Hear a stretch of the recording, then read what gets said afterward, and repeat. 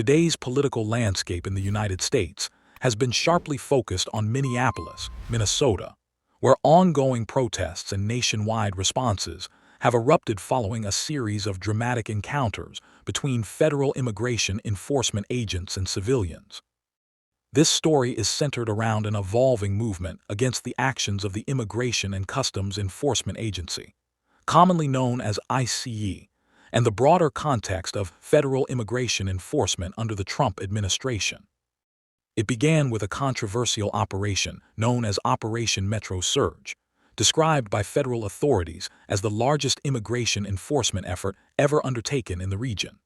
Thousands of federal agents, including Border Patrol and ICE personnel, were deployed in and around Minneapolis and St. Paul to conduct enforcement actions targeting undocumented individuals and others suspected of violations of federal immigration law.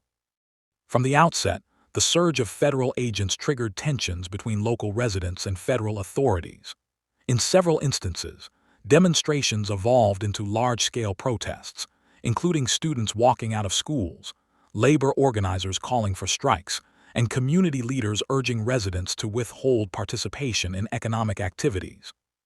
In January of 2026, these tensions boiled over after two tragic fatal shootings involving ICE officers and U.S. citizens, including Renee Good and Alex Pretti, an ICU nurse whose death garnered widespread media coverage and intensified public outrage. Protesters expressed anger at what they saw as excessive use of force by immigration agents and criticized the federal government's approach toward enforcement in urban neighborhoods. Demonstrations occurred in sub-zero temperatures, with thousands of Minnesotans marching to demand federal withdrawal, accountability, and an end to perceived overreach by enforcement agencies. The movement drew support from a wide cross-section of activists, including student organizations, labor unions, faith leaders, and civil rights groups. Many called for fundamental changes in immigration policy and demanded transparency regarding federal involvement in local law enforcement. This uprising was not limited to Minnesota. Across the United States, activists organized what they called National Day of Action protests, urging citizens to abstain from work, shopping, and school as a form of economic and civic resistance, a tactic aimed at applying leverage for policy reform. Throughout these events, visual media, on-the-ground videos, eyewitness accounts, and social media documentation played a major role in shaping public perception. Footage of large crowds braving Arctic cold, chanting slogans, and confronting federal authorities spread widely online, amplifying the movement and further fueling national debate over federal enforcement powers versus civil liberties. This segment explores how these initial protests emerged, the context in which they erupted, and the early political and social reactions that helped elevate what might have been seen as a localized conflict into a national political flashpoint. As opposition to federal immigration enforcement expanded, so too did the scale and scope of demonstrations. One of the earliest notable actions occurred when faith leaders, clergy members, and community activists gathered outside Minnesota's largest airport to protest ICE operations, urging airline employees and officials to refuse cooperation with deportation flights. Hundreds were reportedly arrested during these protests, highlighting the depth of public engagement and the willingness of demonstrators to risk arrest for their beliefs. The Target Center in downtown Minneapolis became another focal point of protest activity. Despite frigid conditions, thousands marched, chanted, and held rallies demanding that ICE agents leave the state. In some areas, demonstrators braved temperatures as low as -20 below zero Fahrenheit to voice their concerns, a testament to the intensity of opposition and the strength of community sentiment. In response to mounting pressure, Minnesota public officials also stepped onto the national stage. Governor Tim Walz repeatedly called for a reevaluation of federal enforcement tactics, arguing that the presence of thousands of federal agents was creating fear, disrupting local services, and escalating tensions instead of promoting safety. Protest activity continued with coordinated efforts such as economic shutdowns and walkouts. Demonstrators across several cities, including Philadelphia, New York, and Columbus, participated in these coordinated events, demonstrating solidarity with Minnesotans and advocating for broader immigration reform. These nationwide protests illustrated that opposition to federal enforcement policies was not isolated, but resonated with a diverse coalition of Americans. Benefit concerts and rallies were organized to support families affected by the fatal shootings, with well-known musicians and public figures lending their voices to raise awareness and funds.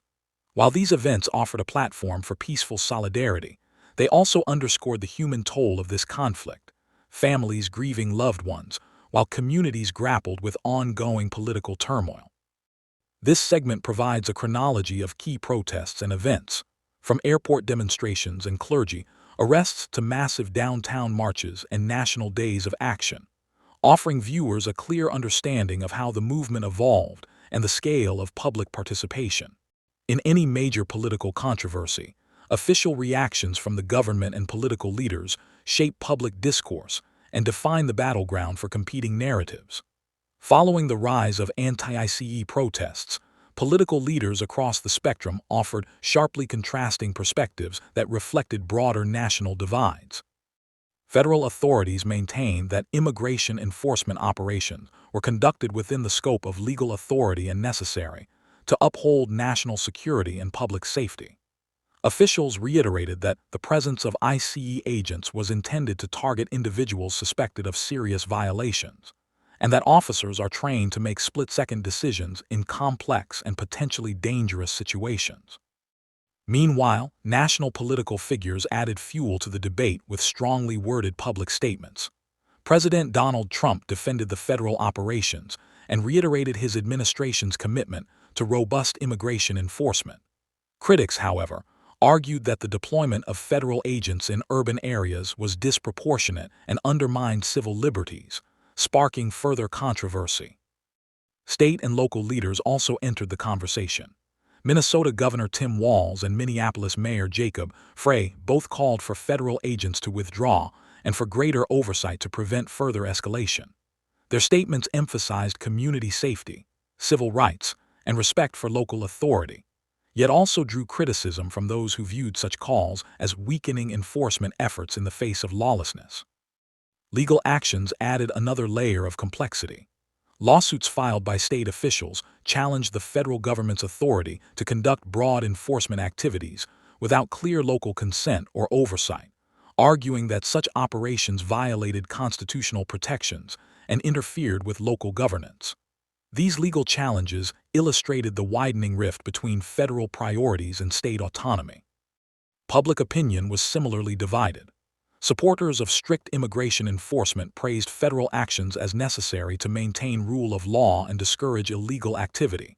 Conversely, civil rights advocates, labor unions, and activists condemned the tactics as heavy-handed, militarized, and counterproductive, fueling arguments for reform or even abolition of ICE.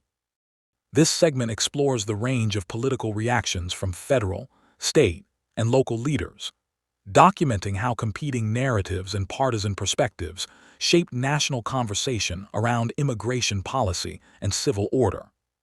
While protests and political statements grab headlines, the deeper questions revolve around policy, constitutional law, and the rights of citizens in the face of federal enforcement power. At the center of this debate is the role of ICE and related agencies, the limits of federal authority within city borders, and how use-of-force protocols are applied during confrontations with civilians. Immigration and border enforcement have long been contentious issues in U.S. politics, but the expansion of federal operations into domestic urban areas ignited fierce debate. Civil liberties organizations argue that the presence of thousands of federal agents without clear local authorization undermines democratic principles and threatens the separation of federal and local law enforcement roles. Critics also highlight concerns about constitutional protections, particularly the Fourth Amendment, which guards against unreasonable searches and seizures, and the First Amendment, protecting free speech and peaceful assembly. When federal agents engage protesters or bystanders, questions arise about whether enforcement tactics respect these foundational rights. Legal analysts dissect the policy frameworks governing immigration enforcement, emphasizing that lethal force is generally considered a last resort and must be justified by clear evidence of imminent threat. Some experts have called for revised guidelines that prioritize de-escalation and community engagement, rather than aggressive tactics that may provoke public backlash. The policies at issue extend beyond Minneapolis. National discourse includes proposals to introduce clearer oversight mechanisms, mandatory use of body cameras, and expanded reporting requirements for federal agents operating within U.S. communities. Lawmakers on both sides of Capitol Hill are weighing legislation aimed at defining the boundaries of federal enforcement powers.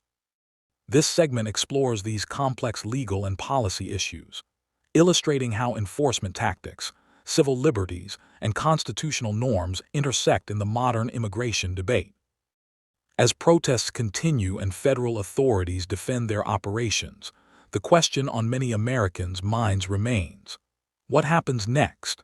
The legacy of the ICE protests in Minnesota, the legal challenges, and the national reaction all point to a prolonged chapter in the national conversation about immigration enforcement and civil rights. Investigations into the protests and federal responses are ongoing. Lawmakers are negotiating funding bills that may include provisions to reform Department of Homeland Security policies, including immigration enforcement guidelines and expanded oversight requirements. Activists continue to organize, advocating not only for changes in enforcement tactics, but also for broader structural reforms to how immigration policy is implemented at all levels of government. Calls to reevaluate or even abolish ICE have gained traction among certain factions of the public and political leadership, while others urge a more measured approach focused on accountability and transparency. At the community level, Minneapolis and surrounding areas continue to grapple with economic and social disruptions caused by the prolonged presence of federal agents and ongoing demonstrations. Local initiatives aimed at supporting affected neighborhoods, fostering dialogue between residents and authorities, and building long-term community resilience have emerged in response. Looking ahead, this story has implications that extend far beyond Minnesota. As the United States prepares for future elections and continues to debate immigration policy, the events of this period may influence public opinion, legislative priorities, and civic engagement for years to come. In conclusion, the protests against immigration enforcement highlight broader questions about the balance of power, civil liberties, and the role of government in maintaining security without undermining fundamental rights. The continued evolution of these events will play a significant role in shaping the future of American politics and public discourse.